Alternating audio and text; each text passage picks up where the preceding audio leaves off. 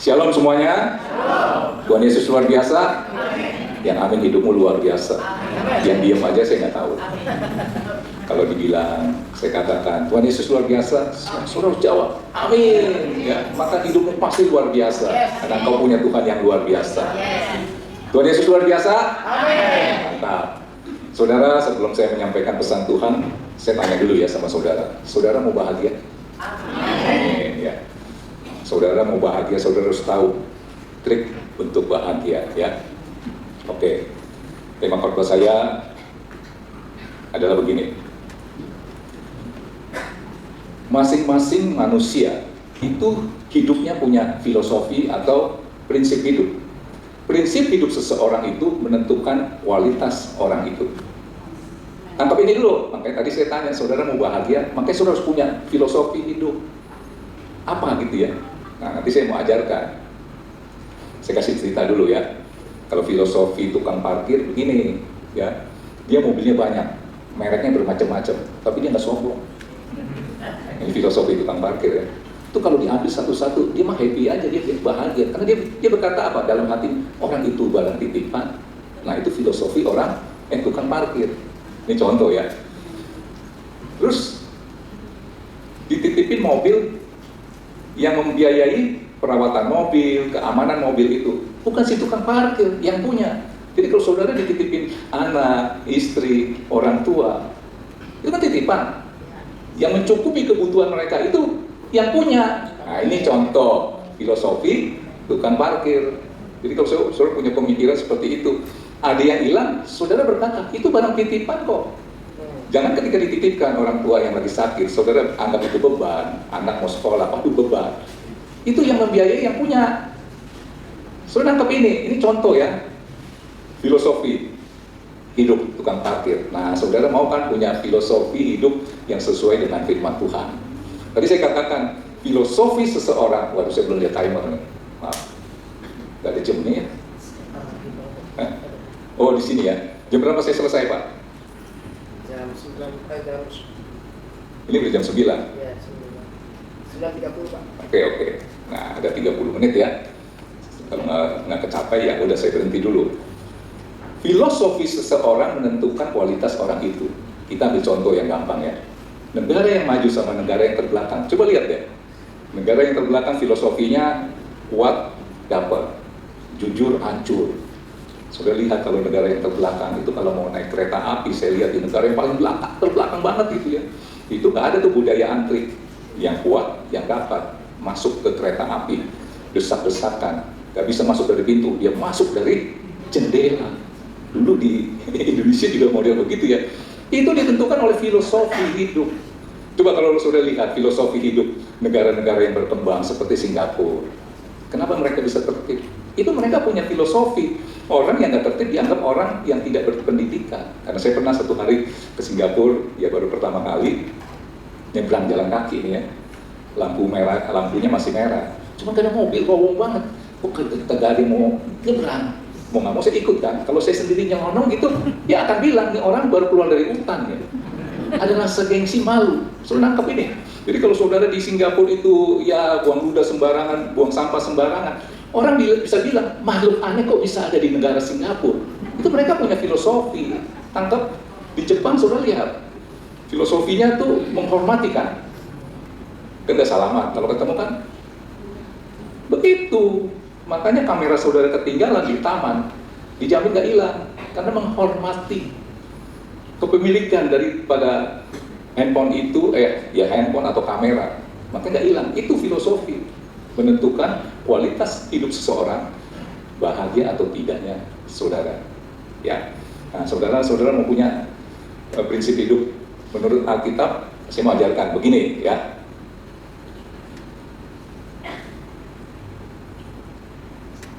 Saudara harus punya prinsip hidup 3D. Saudara mau hidup ini lebih hidup, gambar kalau mau lebih hidup, itu gambarnya harus pakai 3D, betul nggak? 3D ya. Jadi lebih jelas. Saudara mau hidup menjadi lebih hidup, saudara harus punya prinsip yaitu 3D. Apa itu 3D? D pertama adalah dijalani, D kedua itu dinikmati, D ketiga itu disyukuri. harus ada 3. Saudara mau? Nah, saya nanti ajarkan satu persatu. Makanya tadi saya tanya, waktunya keburu nggak 3D ini? Ya, oke. Jadi saudara sebagai anak Tuhan, saudara harus punya prinsip 3D. Apa itu? Yang pertama tadi, dijalani. Ya. Nah, supaya bisa menjalani dengan semangat hidup ini, saudara, atau dengan sukacita, saudara harus ada motivasi. Motivasi itu lahir dari apa? Tujuan. Artinya apa? Kalau saudara mau hidup ini lebih hidup, saudara jalankan 3D itu. D pertama itu dijalani, saudara harus tahu tujuan. Saudara diciptakan untuk apa? Saudara lakukan ini, lakukan itu untuk apa? Jadi kalau orang yang nggak tahu tujuan, bangun tidur aja, turun dari ranjang, pasti males. Pernah ngerasain begitu? Hidup ini jadi membosankan. Pernah? Sudah alami itu? Karena saya pernah ngalami itu. Jadi saya nggak tahu hidup buat apa, melakukan sesuatu yang rutinitas, itu lagi. Akhirnya lama-lama saudara bosan. Nah, saudara, untuk bisa menjalani hidup ini penuh dengan sukacita, saudara harus tahu tujuan. Saudara masih ingat gak? Dulu sekali saya masih ingat tuh, ya, yang istilahnya mudik. Itu rela berkorban, ya nggak tahu lah macet-macetan.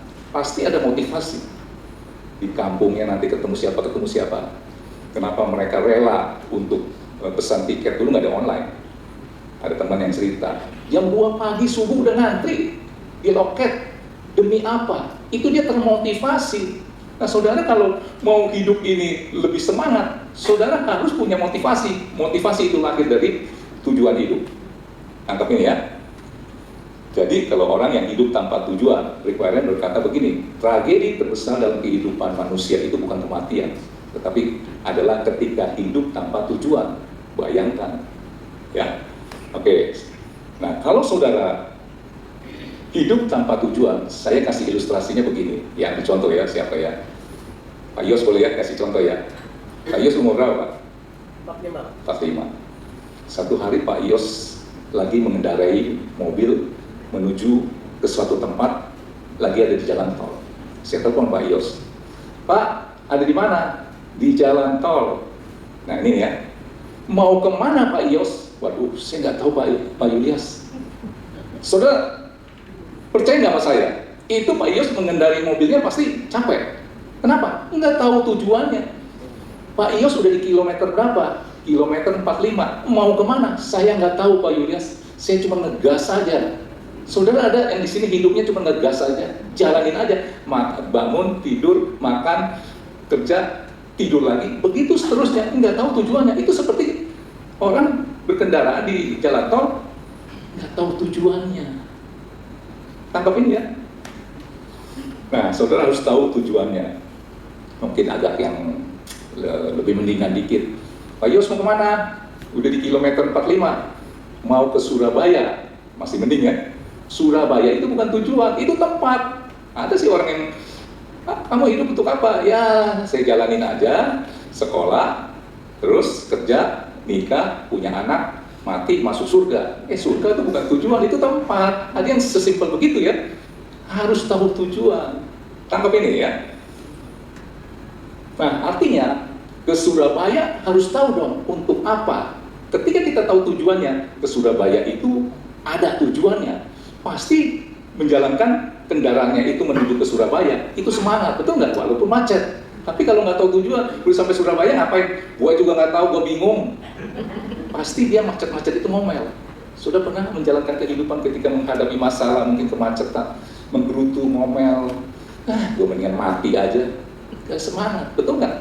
Tapi ketika saudara tahu tujuannya, di sini halangan, rintangan apapun, itu membuat saudara tetap semangat untuk menjalankan kendaraan saudara, artinya menjalankan kehidupan saudara. Karena saudara tahu sampai situ goalnya apa. Tangkap ini. Nah, saya kasih cerita ya, supaya saudara bisa membedakan. Ada anak, ada 2 ya, lulus sekolah, 2 anak. Saya tanya nih, saudara lihat nih. Nah, yang A, kamu udah besar, cita-citanya apa? Istilahnya tujuan hidupnya apa? Yang A ya, berkata, saya mau jadi dokter. Bagus gak? Jadi dokter ya. Yang si B, kamu cita-citanya apa? Saya mau menolong orang banyak, jadi berkat, nolongin orang-orang yang sakit. Ya, dua hal nih. Maka saya harus jadi dokter. Kelihatannya nggak ada beda, sama-sama mencapai satu tujuan menjadi dokter. Tapi lihat, tujuan yang sesungguhnya si A saya tanya, kenapa kamu mau menjadi dokter? Ya om, supaya keren, pakai baju putih. Terus, ya dengar-dengar dokter itu uangnya banyak. Berarti dia menjadi dokter tujuannya untuk terhormat dan kaya, betul nggak? Ya itu bodoh. Kalau lu mau kaya, nggak usah jadi dokter, jadi aja pengusaha. Ada pengusaha yang lulusannya cuma SD aja enggak. Eka Cipta Wijaya, punya hotel, Eka Hospital, dia mimpin berapa banyak itu? Dokter, profesor, ahli bedah. Tangkap ini. Jadi tujuan hidupnya apa? Kaya. Yang si B, tujuan hidupnya adalah menjadi berkat buat nolong banyak orang. Maka saya harus jadi dokter. Kelihatannya pencapaiannya sama, dokter. Saudara nangkap ini? Ya. Nah, jadi B pertama adalah saudara harus tahu tujuannya. Oke, kita mau tahu tujuan hidup kita diciptakan untuk apa? Nah, baru keluarkan nih Kejadian 1 ayat 26 sampai 28. Jadi untuk tahu sempurna tujuan hidup kita harus mengenal Sang Pencipta. Ya, yang memberi hidup, yaitu Tuhan. Jadi bukan sekedar tahu, tapi mengerti panggilan kita. Saudara masing-masing ini ada panggilannya, ya. Saudara ingat sama Roma 8 ayat 28. Aku tahu sekarang Allah turut bekerja dalam segala sesuatu untuk mendatangkan kebaikan bagi mereka yang mengasihi Dia, yaitu mereka yang terpanggil. Banyak orang yang terpanggil tapi enggak dipanggil tapi enggak terpanggil. Ya, kita bacain dulu ya. Kejadian 1 ayat 26. Berfirmanlah Allah, baiklah kita menjadikan manusia menurut gambar dan rupa kita, supaya mereka berkuasa atas ikan-ikan di laut dan burung-burung di udara dan atas ternak dan atas seluruh bumi dan atas segala binatang melata yang merayap di bumi. Ayat 27. Maka Allah menciptakan manusia menurut gambarnya diciptakannya laki-laki, dia laki-laki dan perempuan diciptakannya mereka. Ayat 28. Allah memberkati mereka, lalu Allah berfirman kepada mereka, beranak cuculah, bertambah banyak, penuhilah bumi, dan taklukkan itu, berkuasalah atas ikan-ikan di laut, dan burung-burung di udara, dan atas segala binatang yang merayap di bumi. Ada 3 hal dari ayat yang tadi kita baca. Tuhan menciptakan kita untuk apa? Pertama adalah kita itu alat kemuliaannya. Dikatakan apa? Kita diciptakan, ayat 27 ya, boleh dikeluarkan ayat 27. Maka Allah menciptakan manusia menurut gambarnya. Menurut gambarnya Allah diciptakannya dia laki-laki dan perempuan diciptakannya mereka. Kita ini adalah copy paste-nya Tuhan, gambaran Tuhan. Artinya apa? Kita ini alat kemuliaan Tuhan. Kenapa kita jadi alat kemuliaan Tuhan? Ada roh Tuhan di dalam hati kita ketika kita percaya bahwa Yesus adalah Tuhan. Maka Allah begitu peduli akan kita. Tangkap ini. Kalau saudara bisa menjadi anaknya itu bukan kuat gagah saudara. Semua kemurahan daripada Tuhan. Kenapa? Karena saudara ini alat kemuliaannya. Saudara dilindungi bukan karena perbuatan baik saudara, tapi saudara ini alat kemuliaan. Contoh yang gampang. Saudara punya handphone nih, mahal. 20 juta lebih. iPhone lah misalnya, kayak sudah mendengar kalau iPhone ngangkat teleponnya juga orang bisa lihat di iPhone lu, ya. Handphone ini bisa memuliakan saudara. Apa yang akan saudara perlakukan dengan handphone ini? Kasih anti gores, kasih pelindung atau enggak? Kenapa saudara kasih pelindung? Handphone ini bisa memuliakan saya. Saya kasih pelindung seperti ini ya, namanya casing. Karena sering jatuh, dilindungi. Kenapa? Handphone ini bisa memuliakan saya. Saya mau katakan, saudara ini alat kemuliaan Tuhan. Itu saudara akan dilindungi, dipagari. Firman Tuhan berkata, saudara ini seperti biji matanya Tuhan. Saudara alat kemuliaan Tuhan. Tangkap ini. Dan pertanyaan saya, kalau handphone ini belum saudara lindungi, jatuh terbelah 2. Yang teriak itu handphonenya atau hati saudara? Jawab yang jujur. Pernah suatu hari anak saya baru beli ya, iPhone berapa yang buruk sekali ya. Pagi-pagi subuh datang ke kamar saya nangis-nangis. Kenapa? Handphone aku jatuh Pak. Tuh. Saudara jatuh, Tuhan yang nangis. Kenapa? Saudara itu alat kemuliaan. Apa tuh alat kemuliaan misalnya nih, dalam kehidupan sehari-hari? Mungkin handphone terlalu inilah. Mobil saudara yang saudara baru beli misalnya, BMW. Wah, pasti saudara akan lindungi itu BMW. Jalan yang tempatnya sempit-sempit, banyak bajai, banyak becak, nggak berani. Takut keserempet. Kalau keserempet, set. Yang sakit bukan si bajai, si BMW-nya teriak, aduh sakit. Ini yang sakit. Saudara pernah ngerasain seperti itu nggak? Saya pernah. Baru beli mobil, baru keluar, baru kejeduk dikit itu mikirin. Pernah nggak? Ini saya jujur itu ya. Dulu ya mungkin mamon yang menguasai hati saya. Mikirin aja. Kalau handphone jatuh juga, aduh, kayaknya nyesel gitu. Taruhnya sih sembarangan. Ada cuma lecet dikit, tetap bisa dipakai. Begitu juga saudara alat kemuliaan. Ada yang senggol saudara, yang tersinggung, yang sakit hati itu Tuhan. Tangkap ini, ya. Oke, kedua adalah berdasarkan ayat 28, beranak cuculah. Tujuan hidup kedua supaya saudara tahu tujuan hidup, yaitu tadi pertama alat kemuliaan. Jadi saudara harus memuliakan Tuhan dengan hidupmu. Jadi dengan tingkah lakumu, perkataanmu, orang bisa melihat Kristus dalam hidupmu. Ya. Kedua adalah beranak cucu, penuhilah bumi. Artinya apa? Berkeluarga.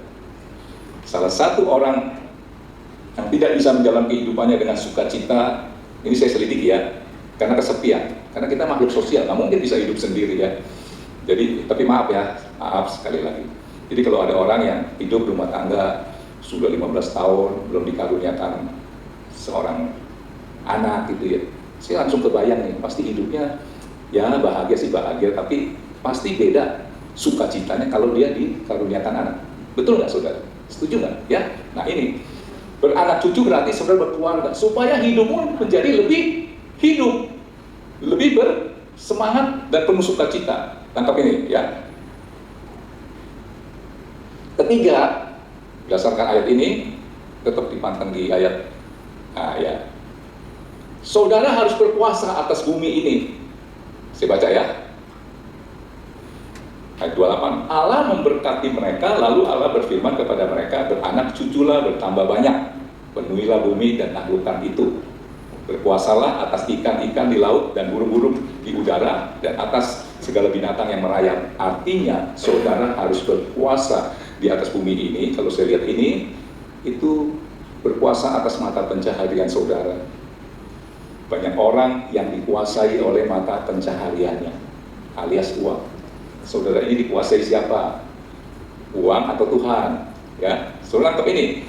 Jadi berkuasa atas bumi atau mata pencaharian bukan dikuasai sampai terikat dengan mata pencaharian alias uang. Coba saudara selidiki, teropong hatimu, kenapa hidup saya bahagianya standar gitu ya? Ya saudara terikat dengan mata pencaharian alias uang. Uang itu saya mau katakan dia hamba yang baik yang dipakai Tuhan untuk memberkati anak-anaknya. Kalau saudara pakai hamba itu ya sebagai tuan, maka dia akan menjadi tuan yang jahat. Makanya di firman ini, Kejadian 1 ayat 28, pesan Tuhan adalah saudara harus berkuasa atas bumi, yaitu mata pencaharian, yaitu uang. Saudara yang harus berkuasa. Siapa di sini yang dikuasai oleh mata pencaharian? Ada yang lagi harusnya tugas nih jadi WL atau singer, telepon kepada gembala atau siapa, Pak, maaf saya nggak bisa pelayanan. Lalu gimana udah dijadwal? Ya sorry nih Pak, saya kebetulan banget hari Minggu ini ada transaksi dengan klien saya. Berarti dia dikuasai siapa? Uang atau mata pencaharian. Sorry ya Pak Gembala, dia bodoh. Waktu dia bilang, saya nggak bisa karena saya ada transaksi dengan klien saya. Padahal di hari Minggu ini, jadi WL, jadi singer, pemain musik, dia sedang transaksi dengan raja di atas segala raja. Dia rela itu dia lepaskan. Dia bertransaksi dengan, kalau bicara jenderal ya, kalau Tuhan itu jenderal tinggi, jenderal bintang 5, dia rela untuk, maaf saya nggak bisa di gereja ya, anggap ya, saya ada pelayanan, ada transaksi dengan koplar. Rugi nggak saudara? Tangkap ini? Nah ini, jadi saudara yang harus berkuasa, oke? Itu D ke-1. D kedua adalah apa coba? Satu apa tadi? Kedua? Apa? Diakalin. Dinikmati. Ketiga, disyukuri. Nah, sekarang D kedua, dinikmati dengan apa? mencintai apa yang Tuhan anugerahkan kepada kita, yaitu kehidupan kita. Apa? Ya, jadi harus mencintai apa yang Tuhan anugerahkan dalam kehidupan kita. Saudara mau bahagia kan? Lebih dari yang lain. Tuhan menganugerahkan kita tubuh. Saudara harus mencintai tubuh alias jaga kesehatan. Uangmu banyak, tubuhmu sakit-sakitan. Saya mau lihat orang itu bahagia apa enggak. Saudara mau bahagianya di atas rata-rata, saudara harus mencintai apa yang Tuhan anugerahkan, yaitu pertama tubuh. Ya, jaga kesehatan, jaga makan. Kemarin saya ada tamu dari Surabaya, teman dari Surabaya. Kita makan bareng-bareng. Prinsipnya apa? Makan asal cukup aja, jangan sampai kekenyangan. Memang makan kekenyangan gak enak ya. Nah, itu menjaga kesehatan. Artinya apa? Menjaga tubuh. Karena kita mencintai tubuh kita. Kedua apa tadi? Beranak cucu. Mencintai keluarga. Saya lihat banyak rumah tangga yang kayaknya bukan main. Rumahnya aja 1000 meter. Punya kolam renang. Tapi di situ tidak ada kasih dalam hidup rumah tangga. Yang ada ribut aja. Anaknya juga nggak betah. Tinggal di rumah yang mewah punya kolam renang. Sudah tahu? Yang menikmati kolam renang itu pembantu dan satpamnya. Bodoh nggak? Nah, poin kedua apa tadi? Yang dinikmati harus mencintai keluarga, mencintai anak, cucu, mantu, istri, orang tua, dan sahabat-sahabat. Tangkap ini.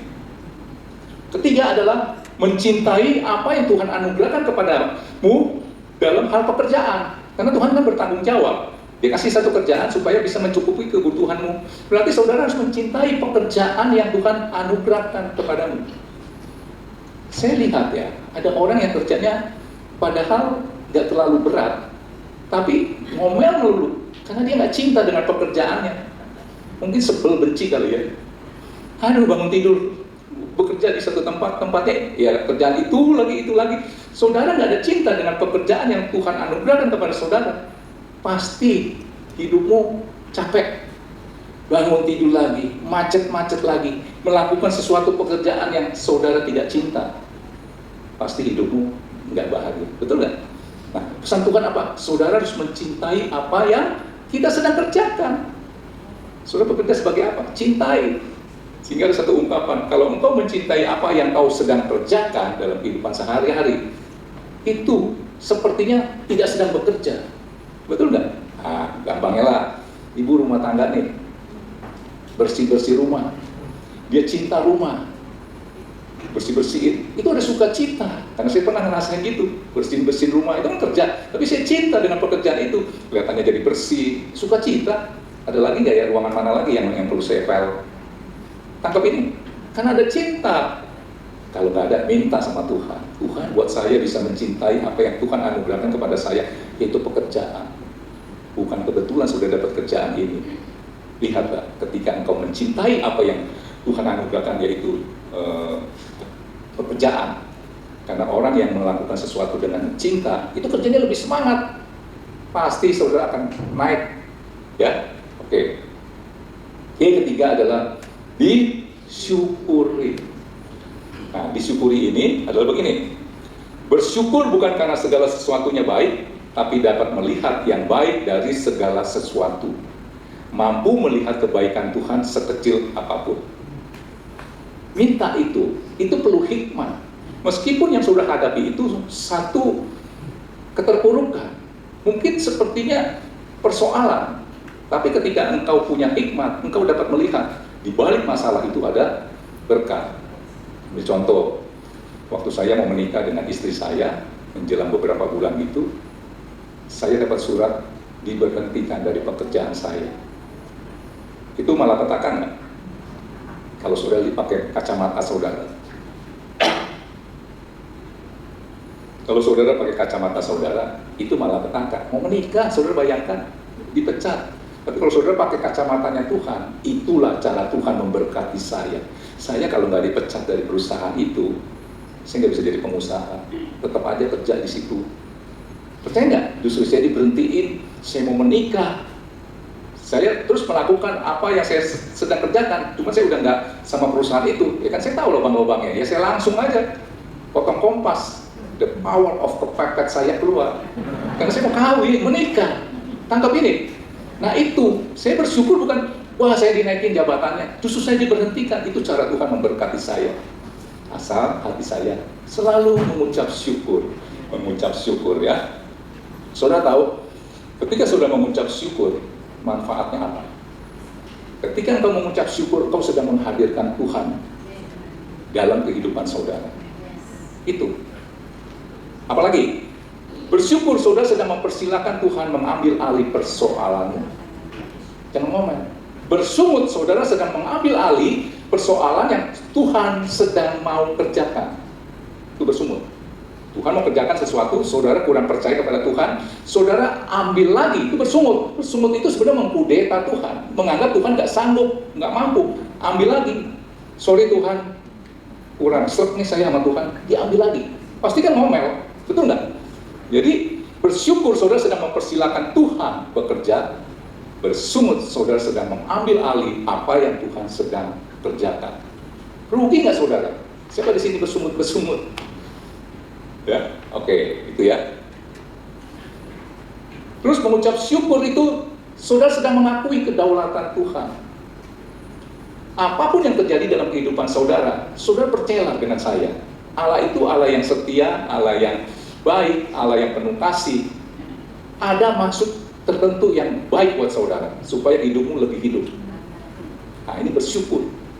Mengakui kedaulatan Tuhan. Coba keluarkan dulu sebentar, 1 Petrus 4 ayat 7. Keluar. Apapun yang terjadi dalam kehidupan saudara, saudara harus punya prinsip. Nah ini prinsip hidup. Nggak ada yang namanya sesuatu itu kekal. Pasti ada endingnya. Istilahnya, badai pasti berlalu. Asal hidupmu ada di tangan Tuhan. Ikutin relnya Tuhan. Tuhan bilang belok kiri, saudara maunya belok kanan. Nah itu kanan bersungut. Ah, masuk kiri. Serem banget tuh kiri. Nggak bisa Tuhan. Bersungut nih ngomong, sudah ambil alih persoalan yang Tuhan mau kerjakan, saudara belok kanan, mentok, tanggung jawab sendiri. Tapi kalau kita ikutin alurnya Tuhan, ke kiri, aduh kok serem banget ya Tuhan, caranya yang Tuhan kerjakan nggak masuk logika, apa bisa selesai? Udah saudara, tenang aja. Terjadi masalah, dia yang bertanggung jawab. Saudara baca ini. Ending dari segala sesuatu, apa persoalan atau masalahmu? Yang Tuhan minta ini. Segala sesuatu, kesudahan segala sesuatu sudah dekat. Karena itu yang Tuhan mau nih, kuasailah dirimu. Jadilah tenang, supaya apa? Supaya engkau punya komunikasi dengan Tuhan. Bukannya tambah ngomel. Walaupun yang sudah lihat itu tambah terpuruk. Tangkap ini. Tadi di poin pertama saya berkata apa? Mempersilahkan Tuhan apa? Bekerja ya.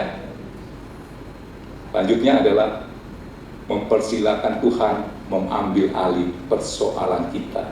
Itu orang yang bersyukur. Tangkap ini. Saudara mau cek ya. Hari ini tanggal berapa? 28. Saya mau tahu rohani saudara ini berserah penuh atau tidak. Dari tanggal 1 sampai tanggal 28 hari hidupmu di tahun 2024, saudara lebih banyak ngomelnya atau bersyukur? Jujur nih, jujur. Saya mah selalu bersyukur, nggak pernah enggak. Oke, pemain musik boleh. Tepat tuh Pak Yos. Lanjut Pak. Boleh saya tambahin. Saudara nangkep ini ya. Saudara kalau mau mengucap syukur itu otomatis keluar. Nih saya ajarin nih, kata Pak Yos, boleh ditambahin. Nih saya ajarin ya, supaya bisa bersyukur secara otomatis. Apapun yang kau doakan, selalu kata-kata telah itu harus di depan. Saya sakit, saya mengucap syukur, aku telah sembuh. Tapi pusing kepala, tetap sakit. Tapi ucapan kata-kata telah itu membuat saudara otomatis mengucap syukur. Dan ada kekuatan firman. Ini kalau bahasa dunianya law of attraction. Pernah dengar nggak? Law. Keluarkan coba Markus 11 ayat 24. Ayo coba keluarkan Markus 11 ayat 24. Markus 11 nih lihat. Apa-apa kalau dalam doa aku telah diberkati kesehatan yang baik, telah diberkati pekerjaan yang luar biasa, telah diberkati bisnis saya, Padahal saudara baru ketipu. Tangkap? Lihat firman ini. Saudara katakan ini ya, sama-sama ya. Perkataan iman. 1, 2, 3. Karena itu aku berkata kepadamu, apa saja yang kamu minta dan doakan, percayalah bahwa kamu telah menemukannya, maka hal itu akan diberikan kepadamu. Saudara setuju dengan saya, Allah itu Allah yang setia. Dia akan menggenapi janjinya. Janjinya ini iya dan amin nggak? Jadi selalu katakan iya, telah di G ya. Keluarkan slide-nya dari semula. Coba keluarkan dulu, jangan nyanyi dulu. Saya mau cerita tentang lagu ini. Keluarkan slide-nya. Saudara tahu lagu ini kan dikatakan semua di G ya. Semua baik, semua baik. Apa yang telah kau perbuat di dalam hidupku. Saya dipecat. Saudara mengalami apa? Lagu ini tercipta dalam kondisi yang tidak baik. Ditulis oleh seseorang bernama Budi Haryanto, tapi akhirnya dibikin irama musiknya oleh seseorang. Dia sakit jantung dan hidupnya harus terpisah dengan istrinya Yani, karena dia harus berobat keluar kota. Dan dia dikaruniakan seorang anak. Anaknya sakit tunarungu. Saudara bisa bilang itu baik? Ini tercipta oleh karena satu kondisi yang tidak baik, tapi dia mampu melihat itu baik dengan kacamata Tuhan. Jangan pakai kacamata sendiri. Tangkap ini dari awal. Dari semula telah kau tetapkan hidupku dalam tanganmu. Saya undang saudara bangkit berdiri. Cara apa? Sakit jantung, anaknya lahir tunarungu. Masa itu dengan cara indah? Masa itu penuh dengan harapan? Sehingga Budi Haryanto berkata semua baik.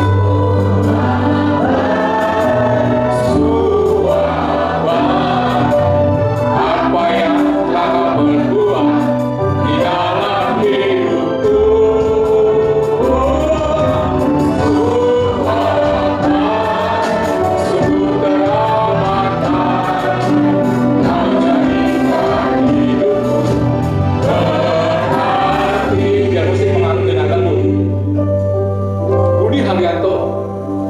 Berkata semua baik, dan sebelum dia meninggal dunia, dia berkata kepada istrinya, kalau aku meninggal dunia, kamu harus tetap setia. Mereka ini suami istri pelayanan. Jangan tinggalkan Tuhan, jangan kecewa dengan Tuhan. Tuhan pasti akan melindungi. Saudara tahu lagu ini jadi begitu mendunia, bahkan sudah diterjemahkan ke bahasa Jepang. Waktu dikatakan itu, ini lagu belum menjadi belum menjadi booming. Dan itu baru menjadi mendunia dan luar biasa dan mendapat loyaltinya itu 3 tahun sesudah dia meninggal. Bisa nggak istrinya jadi kecewa? Perlu penantian, perlu proses. Tanpa proses, saya nggak yakin apa yang saudara terima yang baik itu jadi berkat, bisa jadi cerah. Itu tujuan dari Tuhan. Dari awal kita nyanyikan pujian ini. Haleluya.